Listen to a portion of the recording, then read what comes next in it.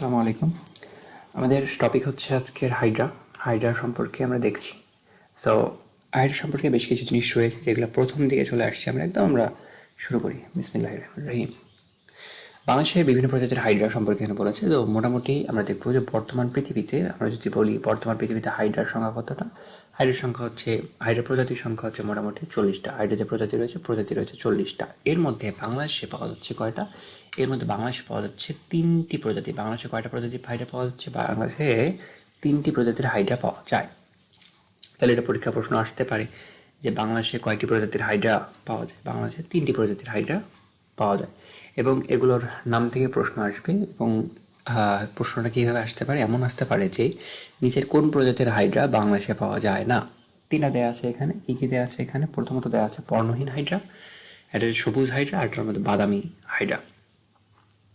ওকে, বর্ণহীন হাইড্রা এটাকে বা আমরা বলছি এটাকে হলুদ বাদামি বা এটাকে বলছে হাইড্রা ভুলগেরিস। এটা মুখস্থ করতে হবে। আর সবুজ বর্ণের হাইড্রা, সবুজ মানে হচ্ছে ক্লোরোফিল, যেটা আমরা চিনে থাকি। তাহলে এখানে হচ্ছে ক্লোরোহাইড্রা ব্রিডিসিমা, এটার অপর একটা নাম রয়েছে, বা আমরা এটাকে হাইড্রা ব্রিডিসিমা বলতে পারি। আর বাদামি হাইড্রার মধ্যে রয়েছে আমাদের এখানে হাইড্রা ফুসকার বর্ণ যেমন বাদামি, এই হাইড্রার বর্ণ হচ্ছে আমাদের বাদামি, বা আমরা বলছি এটাকে হাইড্রা অলিগ্যাকটিস। আচ্ছা, এরপর হচ্ছে হাইড্রার স্বভাব এবং তার আগে আরেকটা ইম্পর্টেন্ট লাইন এখানে দেখানো নাই, সেটা হলো যে বিভিন্ন প্রজাতির হাইড্রার মধ্যে বাংলাদেশে কোনটি সুলভ। বাংলাদেশের মানুষ সবসময় ভুল করতে যেমন পছন্দ করে, তেমনি হাইড্রার নামের মধ্যে ভুল রয়েছে। তাইলে হাইড্রা ভুলগেরিস হচ্ছে বাংলাদেশে সুলভ। তাহলে বাংলাদেশের সুলভ কোনটা? বাংলাদেশের সুলভ হচ্ছে হাইড্রা ভুলগেরিস। আচ্ছা, এরপরে স্বভাব এবং বাসস্থান সম্পর্কে বলছে। স্বভাব এবং বাসস্থান এটা পড়ার জন্য আমরা শুধু একটা কথা মনে রাখবো, সেটা হলো একটা লেটার মনে রাখবো, সেটা হচ্ছে ম দিয়ে আমরা 3টা কথা মনে রাখবো। দিয়ে প্রথম কথা হচ্ছে হাইড্রা হলো মুক্তজীবী প্রাণী। দ্বিতীয় কথা হলো হাইড্রা মিঠা পানিতে থাকতে পছন্দ করে।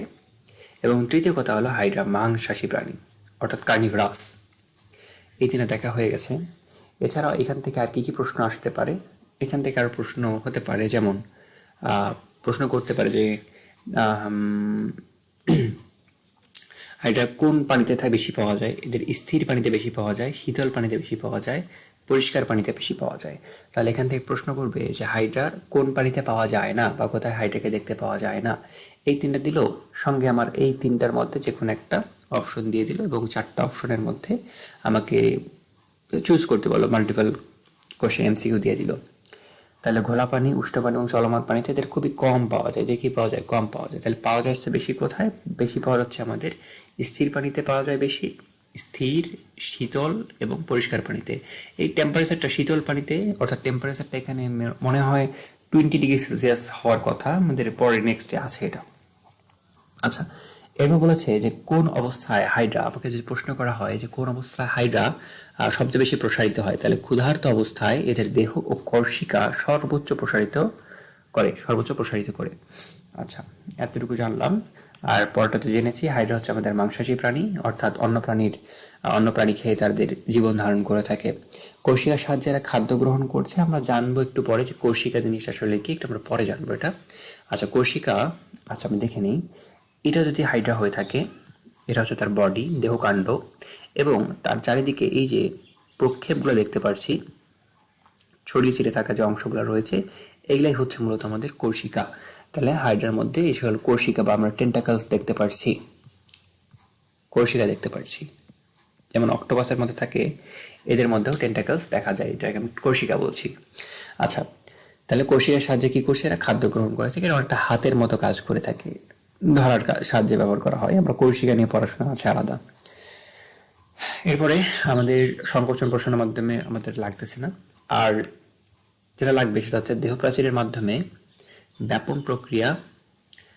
কোন প্রক্রিয়ার মাধ্যমে? ব্যাপন প্রক্রিয়ার মাধ্যমে তারা কি সম্পন্ন করছে? ব্যাপন প্রক্রিয়ার মাধ্যমে তারা শ্বসন কার্য এবং রেচন কার্য সম্পন্ন করে থাকে। শ্বসন কার্য এবং রেচন কার্য সম্পন্ন করছে কিসের মাধ্যমে?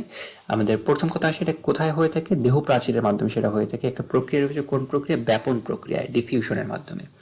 তাহলে দেহ প্রাচীর দিয়ে তারা আমাদের শ্বসন কার্য এবং রেচন কার্য সম্পন্ন করে থাকে। এখানে একটা প্রসেস কাজ করে থাকে। প্রসেসটার নাম কি? প্রসেসটার নাম হলো ব্যাপন প্রসেস বা ডিফিউশন প্রসেস। এরপরে যে কথা বলেছে, এরপর কি বলেছে? বলছে মুকুলোদ্গম এবং দ্বিভাজনের মাধ্যমে অযৌন জনন সম্পন্ন করছে এবং জনন কোষ সৃষ্টির মাধ্যমে তারা যৌন জনন সম্পন্ন করে থাকে। আচ্ছা, এটা মনে রাখা খুবই সহজ একটা উপায় হচ্ছে, আমরা এই মুকুলোদ্গম এবং দ্বিভাজনের প্রথম দুটো লেটার যদি নেই, তাহলে হয়ে যাবে মুদি।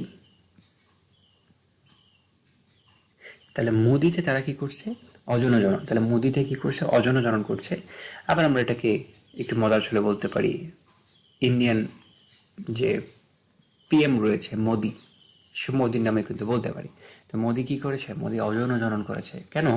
কারণ মোদি কোনো এক তার বক্তব্যে বলেছিল যে সে হচ্ছে নন বায়োলজিক্যাল, অর্থাৎ সে পিতামাতা ছাড়াই দুনিয়াতে এসেছে। এটা মোদির কথা, আমার কথা নয়। সো আমরা এটা একটু মজার ছলে বলতে পারি। তাহলে মোদি মুকুলোদ্গম এবং দ্বিভাজনের মাধ্যমে কি হয়ে থাকে? অযৌন জনন সম্পন্ন হয়ে থাকে। আর যৌন জনন করার জন্য অবশ্যই আমাদের কি করতে হবে? জনন কোষ সৃষ্টি করতে হবে, জনন কোষ সৃষ্টির মাধ্যমে। আরেকটা মোস্ট ইম্পর্টেন্ট যেটা কথা, সেটা হলো হাইড্রার একটা পুনরুৎপত্তি ক্ষমতা রয়েছে, অর্থাৎ রিজেনারেশন পাওয়ার রয়েছে। হাইড্রার রিজেনারেশন পাওয়ার রয়েছে। রিজেনারেশন পাওয়ার নিয়ে আমাদের নেক্সট পড়াশোনা আছে। জাস্ট আমাদের এতটুকু মনে রাখতে হবে, হাইড্রার রিজেনারেশন পাওয়ার রয়েছে।